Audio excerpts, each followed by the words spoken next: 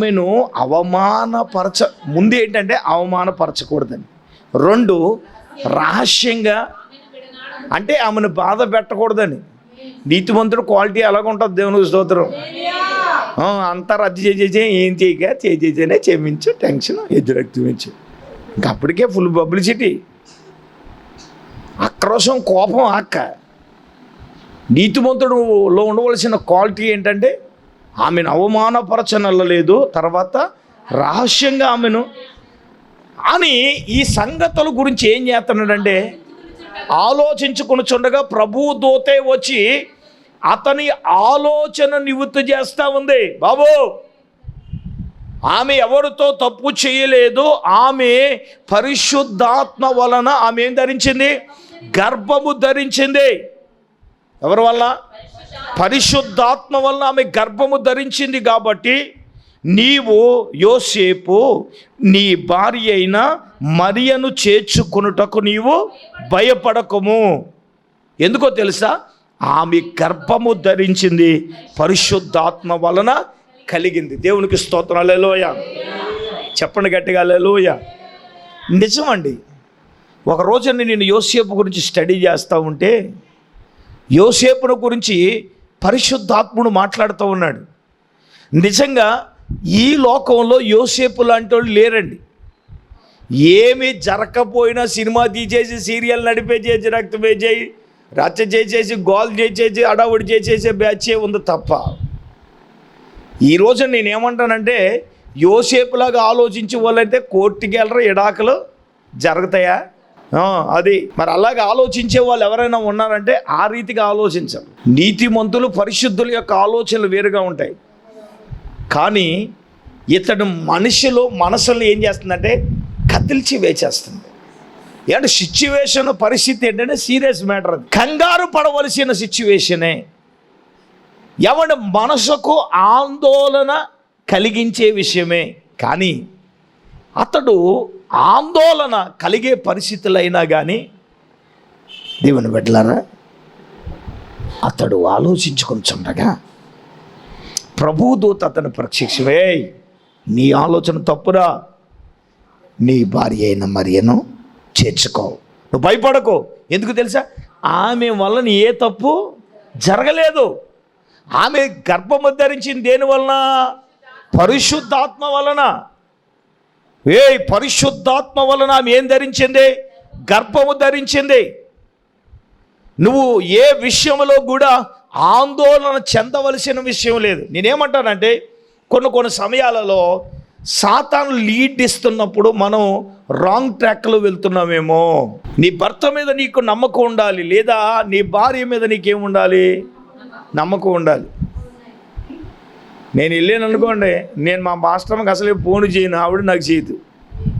నేను ఫోన్ చేయాలంటే వచ్చేటప్పుడు నీకు ఏమన్నా కావాలా అని ఆవిడ చేస్తాను, లేదా అయ్యగారు నాకు ఇది కావాలని ఆవిడని చేయాలి. అంతే. ఇంక మినిస్ట్రీ ఏముండదు, ఎజరక్తించి వెళ్ళాను, ఓయో కృషిలో పరి ఎవరైనా వచ్చారా, నా గురించి ఎవరైనా చేశారా, ఈ ఇన్ఫర్మేషన్లు ఏమి ఉండవు. ఎజరక్తించి నా మీద ఆవిడకి నమ్మకం, ఆవిడ మీద నాకు నమ్మకం. అంతేగాని అనుమానం వెళ్ళి వెంటనే అమ్మ ఎక్కడున్నావు ఏంటి, ఈ అనుమానాలు గట్టరా ఉండకూడదు. ఎజరక్తించి ఇంకోళ్ళు వెళ్తా పోతలు అటు ఎక్కావా దిగావు, ఇంకొకటి ఉన్నాడు మా కొత్తపేటలాడు, ఇంక అత్త మాటలు మాటలే, అమ్మ ఆటో ఆగిందా, ఎక్కావా, ముందు ఎవడున్నాడు, వెనకాల ఉన్నాడు, ఎరా బాబు అన్నా నేను ఎజరక్తించి ఆటో ఎక్కదా, మరి ఏంటి ఎక్కుతుంది కదా, దేవునికి స్తోత్రం. మరి ఆడు ఒక రోజున పక్కనుండి సీటు పక్కన ఎవడు కూర్చున్నాడు అన్నాడు, ఆడు దేవునికి స్తోత్రం. ఒరే బాబు నువ్వు వదిలేసిన వెళ్ళి తీసుకెళ్తే ఏ పెట్టాపోయావు, ఇదేంటారా నాయన, వీడికి అనుమానం అది ఎజరక్తించి. హల్లెలూయా. ఈ తిప్పల పోట్లు ఏంటారా నీకు, దేవునికి స్తోత్రం.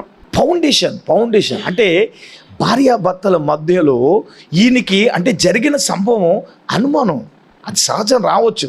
ఎందుకంటే గర్భము ధరించిందంటే ఇది చిన్న మ్యాటర్ కాదు, ఒకవేళ తప్పు చేసిందేమో అని. ఎందుకో చెప్పనా, ఈయన భయం ఏంటో చెప్తున్నానండి. అప్పుడు కాలంలో ధర్మశాస్త్ర ప్రకారం ప్రదానం చేయబడిన ఆమె పెళ్ళి కాకుండా గర్భవతి అయితే ఆ వ్యక్తిని ఏం చేయాలి? రాళ్లతో కొట్టి, చెప్పండి, రాళ్లతో కొట్టి. ఇప్పుడు అందుకే ఆయన ఆమెను అవమానపరచనొల్లక, ఒకవేళ నిజంగా ఆయన బయట పెడితే ఈమెను ఏం చేయాలి మరి అని రాళ్లతో కొట్టి, చెప్పండి, చంపేయాలి కదా.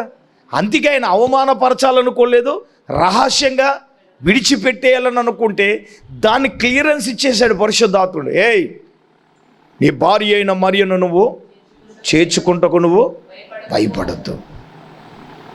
ఆమె గర్భము ధరించింది పరిశుద్ధాత్మ. ఇప్పుడు ఆయన పరిశుద్ధుడుగా జన్మించాడు అంటే పరిశుద్ధాత్మ వలన ఆమె గర్భము ధరించింది. నా ప్రియమైన వాళ్ళరా, నిజంగా యేసు ప్రభువులు వారు జననం గురించి 21వ వచనం అంటాడు, తన ప్రజలను వారి పాపము నుండి ఆయనే రక్షించును గనుక నీవు ఆయనకి ఏమని పేరు పెడతావు? యేసు అని పేరు పెడతావు. దేవునికి స్తోత్రం. ఇప్పుడు చూడండి దేవుని బిడ్డలారా, ఈయన భయాన్ని ఏం చేశాడు? ఆయన నివృత్తి చేసేసాడు. తర్వాత మూడవదిగా మనం చూసినప్పుడు యేసు ప్రభు పుట్టిన తర్వాత ఏమండి, ఇదే గాబ్రియేలు దూత ఎవరి దగ్గరకు వచ్చింది? వినండి, ఇదే గాబ్రియేలు దూత జకరియా గారి దగ్గరకు వచ్చింది. ఇదే గాబ్రియేలు దూత మరీ గారి దగ్గరకు వచ్చింది. ఇదే గాబ్రియేలు దూత యోసేపు గారి దగ్గరకు వచ్చింది. యేసు ప్రభుల వారు పుట్టిన తర్వాత ఇదే గాబ్రియేలు దూత ఎవరి దగ్గరికి వెళ్ళిందో తెలుసా? పొలములో మందల కాసుకొనుచున్న గొర్రెల కాపరి దగ్గరికి. లోకా సువార్త 2వ అధ్యాయం. దేవుని బిడ్డలారా, మరి 8వ వచనం నుంచి చదువుదాం.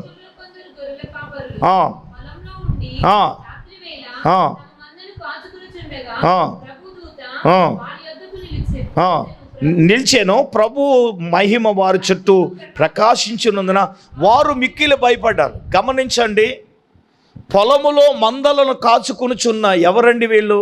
గొర్రెల కాపర్లు. ఇప్పుడు ఈ గొర్రెల కాపర్లు పొలములో ఉండి తమ మందలు కాచుకొనుచున్నారు. అది రాత్రి వేళ. ఇప్పుడు ప్రభుదూత వాళ్ళ దగ్గరికి వచ్చింది. ప్రభుదూత ఎప్పుడైతే నిలిచిందో వాళ్ళ చుట్టూ వెలుగు ఏం చేసింది? ప్రకాశించింది. ప్రకాశించినప్పుడు వాళ్ళలోకి ఏం కలిగిందంటే భయం. అవును, మరి రాత్రి వేళ నువ్వు పడుకున్నావు, వెళ్తున్నప్పుడు ఎవడైనా సైడ్ని కూర్చి పక్కన నిలబడితే ఏమవుతుంది? భయం వస్తుందా రాదా? ఒకసారి ఒక భయస్తున్న కూటాన్ని తీసుకెళ్ళిన అర్ధరాత్రి. ఎక్కడికమ్మా? కూటం తీసుకెళ్తే వేసవికాలం, మంది వేసవికాలం వచ్చేస్తున్నాం, గాలికి కొబ్బురు మొత్తం పడిపోయింది, కొబ్బురాకు పడింది. వెనకాలన్నాడు, గట్టిగా పెట్టేసుకున్నాడు. ఎరా ఏమైందిరా అన్నాను. అయిపోయేదో అన్నాడు. బండి ఆపాను. ఎక్కడ రాను, పెద్ద శబ్దం వచ్చింది అన్నాడు. పెద్ద శబ్దం వచ్చింది. వెనక తిరిగి చూస్తే ఏంటంటే ఎండు కొబ్బు రాకుంటుంది కదా, పెద్ద పచ్చి మొత్త, అది దబ్బేలి శబ్దం పడిందంట. దెయ్యం దూకేసిందంట ఏజ్ రక్తం నుంచి. దెయ్యం దూకటం ఏంటరా? అర్ధరాత్రిగా శ్మశానాలప్పుడు వచ్చేస్తాను, అసలు నాకు భయం లేదు తెలుసా మీకు? ఏమైందంటే వీడికి భయం పట్టేసుకున్నాడు. అందుకే నేను ఎందుకు వచ్చిన రేతుల్లో ఒంటరికి వెళ్తాం భయం మనకి. ఇప్పుడు ఈ రేతిని మందల కాచుకుంటూ దేవదూత వస్తే ఎప్పటికైనా సహజమే, పెద్ద పోటుగలమేం కాదు. మనం భయపడతా ఉంటే ఏదో శబ్దం వచ్చినప్పుడు, ఎవడన్నా వచ్చినప్పుడు. ఒకసారి మేము బుర్ససారి ఆదిమూలో పాల నుంచి వస్తుంటే ఏమండి, ఒక తెల్ల చీర కట్టుకున్న ఆమె మన వాళ్ళు ఆగిపోయారు. గుర్తుందా? వెనకాల ఊపుతున్నారు మర్రా. ఆపేశారు దేవుని చిత్రం.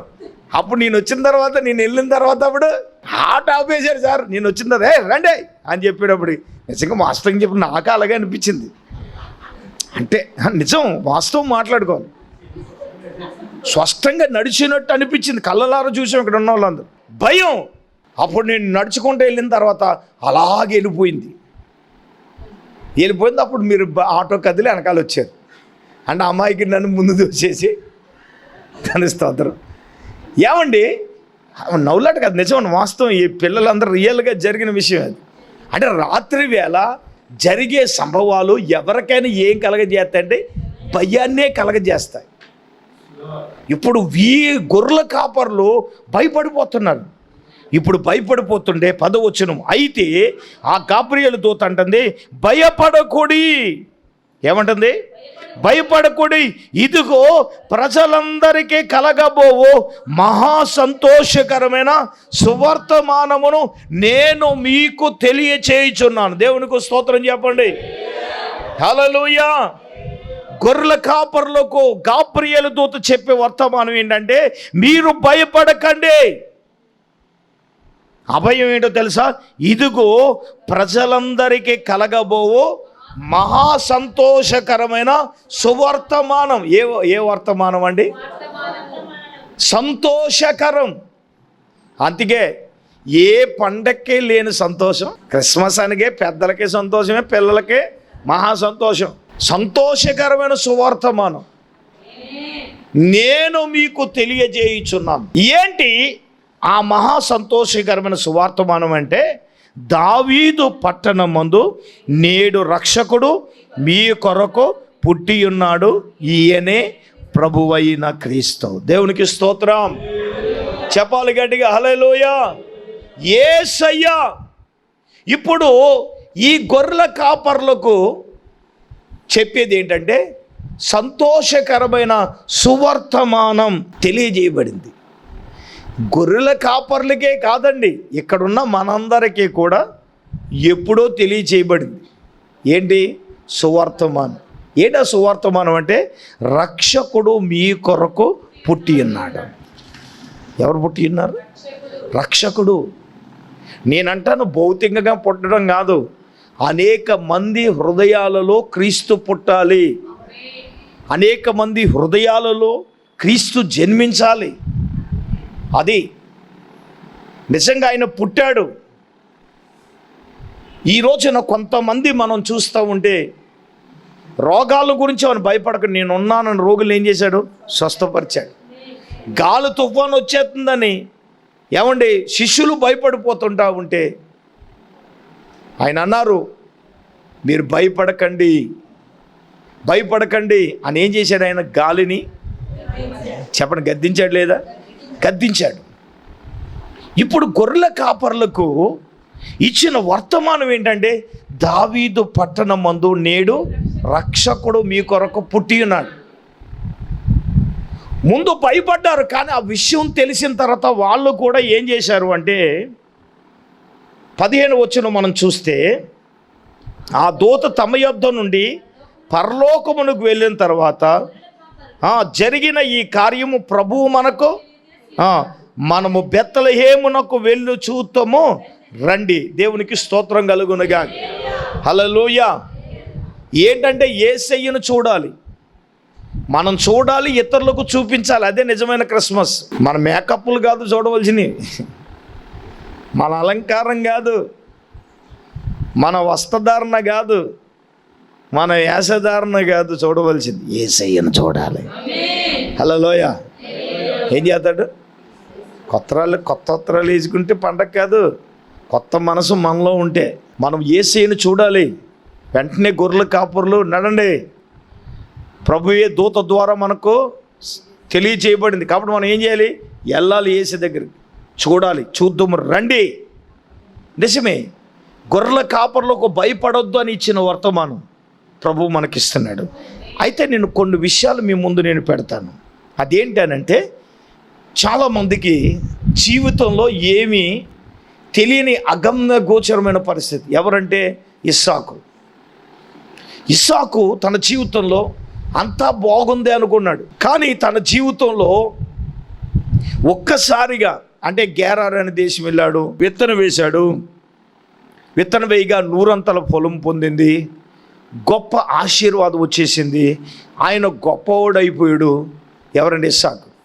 కానీ ఫిలిస్తీన్లు ఏం చేశారంటే ఆడి మీద అసూయ. చెప్పండి అండి.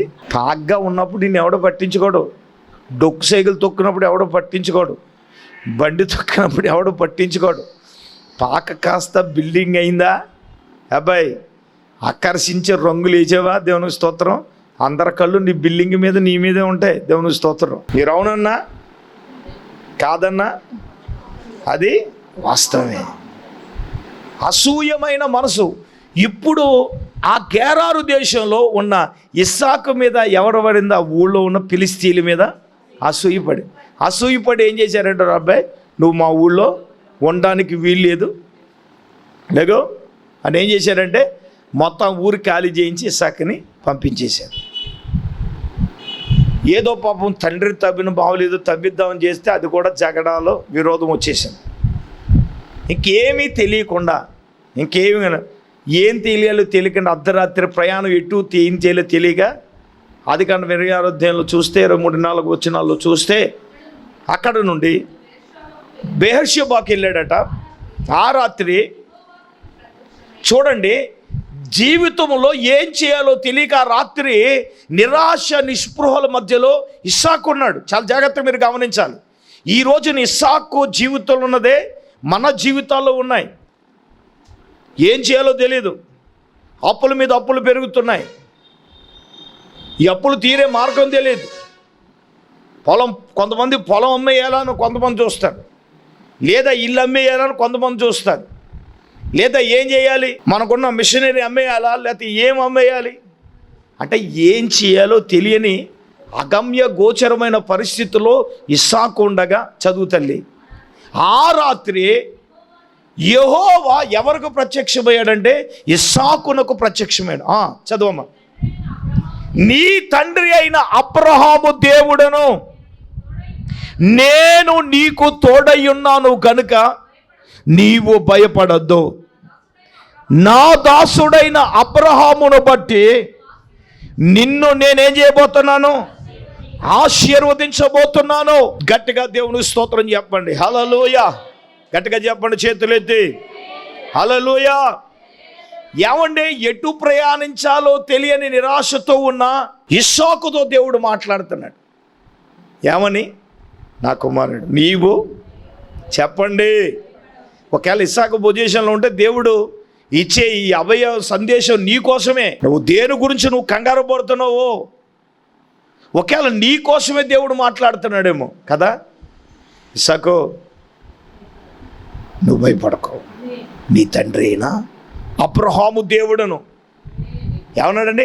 నీ తండ్రి అయిన అబ్రహామును బట్టి నేను నిన్నేం చేయబోతున్నాను, ఆశీర్వదించబోతున్నాను, కాబట్టి నీవు భయపడద్దు. సాతానుగాడు, అపవాదిగాడు ఏదో రకంగా, ఏదో కోణంలో, ఏదో విధంగా నిన్ను, నన్ను, మనందరినీ ఎప్పుడు ఆడు బతికేంటంటే భయపెట్టాలి, భయపెట్టాలి, భయపెట్టాలని ఆలోచన. ప్రభు అంటాడు నువ్వు భయపడొద్దని ప్రభువు చెప్తాడు. ఒకవేళ నీవు ఇస్సాకు పొజిషన్లో ఉన్నావా?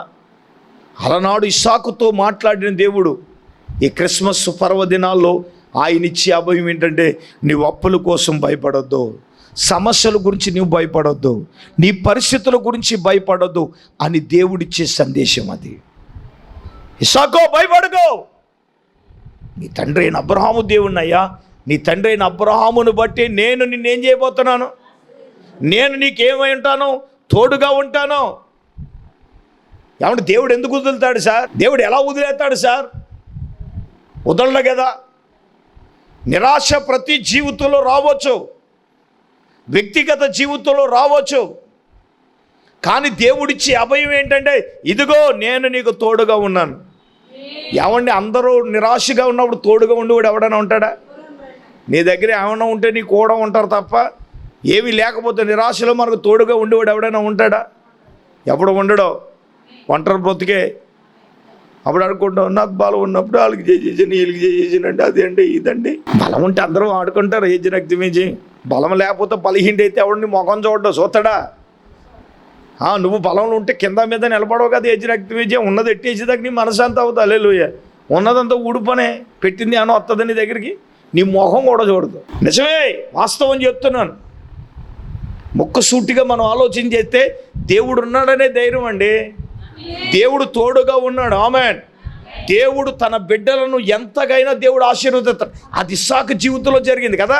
మీరు ఆ 20వ అధ్యాయం మన చదివిన వచ్చిన ముందుకెళ్తే అక్కడే బలిపీఠం కట్టాడు, అక్కడే గుడారం వేశాడు, బావులు తవ్వాడు. ఏమండి, గెరారులో కంటే బెయేర్షెబాలో దేవుడు ఏం చేశాడు తెలుసా? దేవుడు ఆశీర్వదించేశాడు. ఇప్పుడు ఫిలిష్తీయులు కంగారు పట్టుకుంది. ఎందుకు?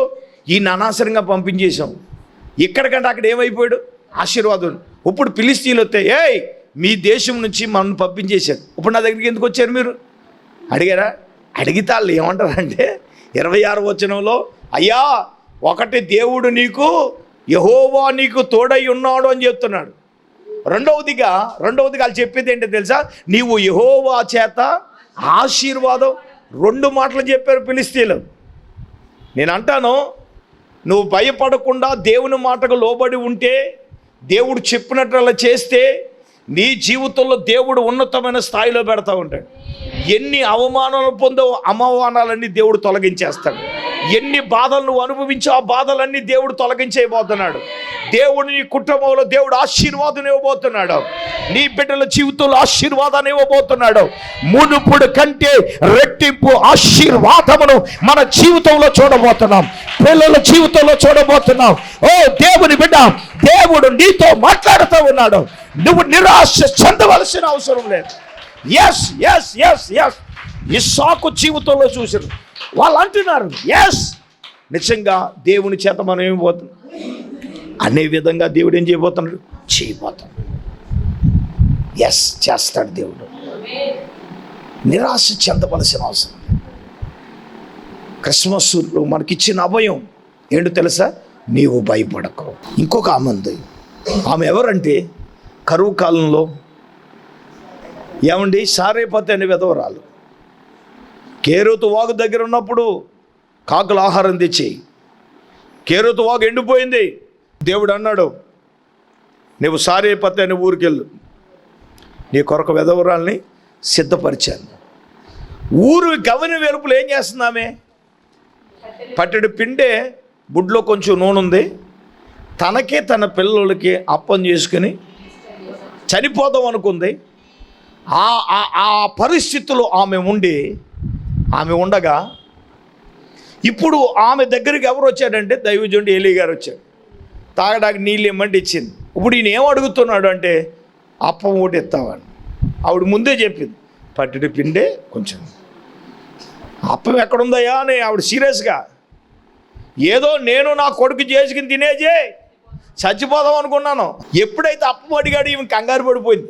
నిజంగా చెప్తున్నాను, అదే పరిస్థితి చాలా కుటుంబాల్లో ఉంది. భర్త పనికి వెళ్తాడు, సరిగ్గా డబ్బులు ఇవ్వడు, ఇంట్లో సరిగ్గా పరిస్థితి, కుటుంబంలో కరువు కాటకాల పరిస్థితులు. పోనీ పక్కింటి వాళ్ళకి వెళ్దామంటే వాళ్ళ దగ్గర నామోసి చిగ్గు. చాలామందికి ఏంటంటే మనం దేవునికి ప్రార్థన చేయటం తప్ప మనం ఏమీ చేయలేం సార్. ఇప్పుడు ఈమె భయపడిపోతుంది. చూడండి ఈ మాట చూద్దాం. మొదట చదువు తల్లి 17వ అధ్యాయం.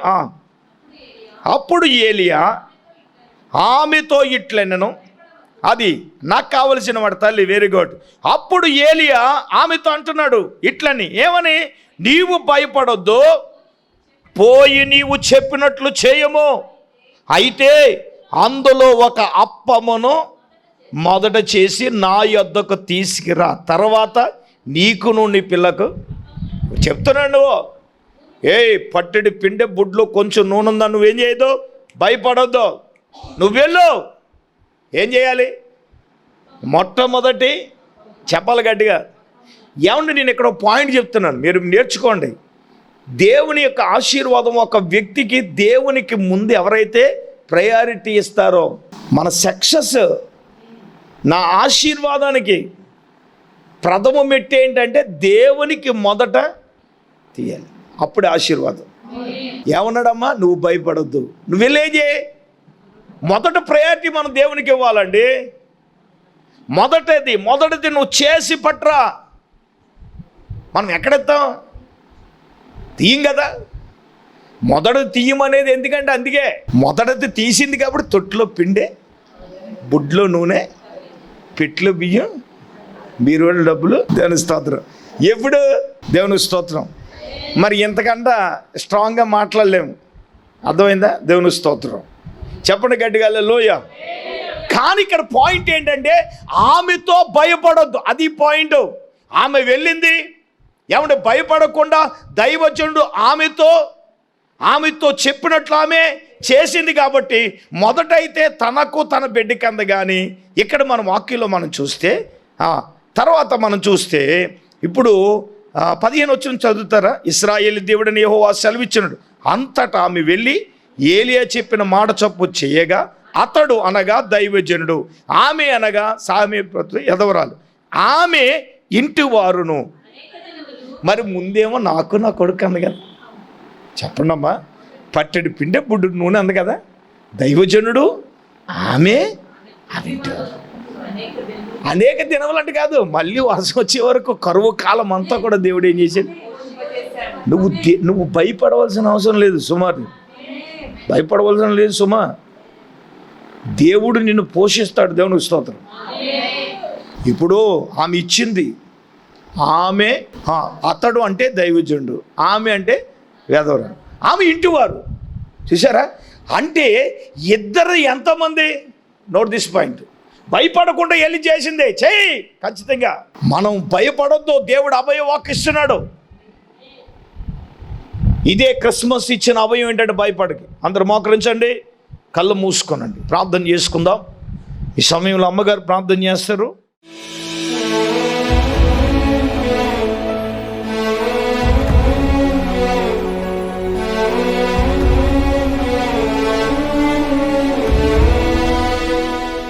స్తోత్రం స్తోత్రం స్తోత్రం స్తోత్రం. పరిశుద్ధుడైన తండ్రి, మహోన్నతుడా, నీకు వందనాలు ప్రభువా. ఈ రాత్రి ఇంతవరకు నీ దాసుని సేవకుని అభిషేకించే ప్రభువా. నాయనా, నీ వాక్యము ద్వారా మీరు మాతో మాట్లాడినందుకు స్తోత్రాలు ప్రభువా. అయ్యా, భయపడవద్దు అని జకరియా ఎలిజబెత్లతో మాట్లాడవు తండ్రి, నీకు వందనాలు నాయన. అయ్యా నాయనా, నువ్వు భయపడొద్దు అని మరియతో మాట్లాడవు తండ్రి. అయ్యా, భయపడొద్దు అని యోసేపుతో మాట్లాడవు ప్రభువా, నీకు వందనాలు. అయ్యా నాయనా, నీకు స్తోత్రాలు తండ్రి. భయపడొద్దని ఇస్సాకుతో మాట్లాడవు ప్రభువా. యేసయ్యా, నీకు వందనాలు. ఎటువంటి పరిస్థితుల్లో ఉన్నా సరే అయ్యా, మేము భయపడక నీవు చెప్పినట్లు మేము చేసినప్పుడు ప్రభువా, నీ ఆశీర్వాదాన్ని మేము పొందుకుంటామని నాయనా. అయ్యా, ఈ రాత్రికాల సమయంలో నీ వాక్యము ద్వారా మీరు మాతో మాట్లాడారు. అయ్యా, ఏ పరిస్థితులను చూసి భయపడుతున్నామేమో తండ్రి. అయ్యా, కుటుంబంలో ఉన్న ఇబ్బందులు బట్టి మేము భయపడుతున్నామేమో నాయన. రోగాలు బట్టి భయపడుతున్నామేమో తండ్రి. అప్పులు బట్టి భయపడుతున్నామేమో నాయన. అయ్యో, నా బ్రతికింతే, నా పరిస్థితి ఇంతే అని మేము అనుకుంటున్నామేమో తండ్రి. ఈ రాత్రి నీ వాక్యము ద్వారా అనేక మంది బిడ్డలతో మాట్లాడావు ప్రభువా. అయ్యా, నీవు అభయం ఇస్తున్నావు తండ్రి, నీకు వందనాలయ్యా. అయ్యా నాయనా, నీకు స్తోత్రాలు. భయపడక ముందుకు దూసుకు వెళ్ళటానికి సహాయము దయచేయండి అయ్యా. వెనకడుగు వేసే నాయనా తండ్రి, నాయన వెనకడుగు వేయకుండగా ప్రభువా, ముందుకు నాయన నీ వైపు చూస్తూ సాగే కృప దయచే తండ్రి, నీకు వందనాలు అయ్యా. భయపడక నీలో ముందుకు సాగటానికి సహాయము దయచేయండి నాయన. అయ్యా, ఏ పరిస్థితిని నాయన చూసి మేము భయపడకూడదు ప్రభువా. యేసయ్యా, నీకు వందనాలు నాయన. నాయన, మా వెన్ను తట్టి నాయన చేయి పట్టి నడిపించే దేవుడు మీరు మాతో ఉన్నావు తండ్రి. గొప్ప దేవుడా, నీకు వందనాలయ్యా. అయ్యా, నీ మాటను మేము నమ్మటానికి సహాయం దయచేయండి. నీ మాట చొప్పున మేము చేయటానికి సహాయం దయచేయండి. ఈ రాత్రి కూడా వచ్చిన బిడ్డలందరినీ జ్ఞాపకం చేసుకుని విత్తబడిన ఈ మాటలు నీరు కట్టి ఫలింపజేసి మహిమ పొందమని యేసయ్య పరిశుద్ధ నామములో ప్రార్థన చేసి అడిగి వేడుకొనుచున్నాం మా పరమ తండ్రి. ఆమేన్, ఆమేన్. మన పరమ తండ్రి అయిన దేవుని ప్రేమ, మన రక్షకుడైన యేసుక్రీస్తు ప్రభుల వారి యొక్క దివ్యమైన కృప, పరిశుద్ధాత్మ దేవుని యొక్క అన్యోన్య సహవాసము ప్రభు బిడ్లారా ఇక్కడ కూడినలకు సదాకాలము తోడైనను గాక. ఆమేన్, ఆమేన్, ఆమేన్, ఆమేన్. అందరికి వందనాలు.